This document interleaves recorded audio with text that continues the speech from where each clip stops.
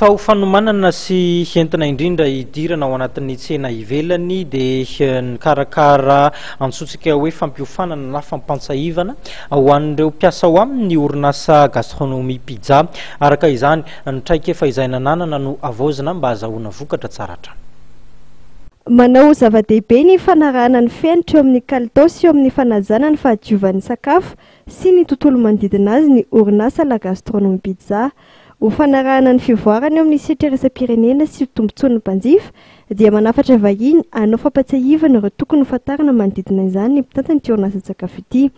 Iray amin'ireo moa ny chef Jean Gabriel avy any Suisse izay eto toerana amin'izao fotoan'izao mizara ny traikefany. Ny antony manokana zany hoe nitsona expert ohatr'izao izy io tsy hoe voalohany fa maromaro zay dia ny hanomezana aina indray ny kalitaonay amin'ny endriny vaovao zany hoe amin'ny fandalovana zany dia be dia be ny zavatra iova amin'ny kalitaon-javatra zay vokarinay.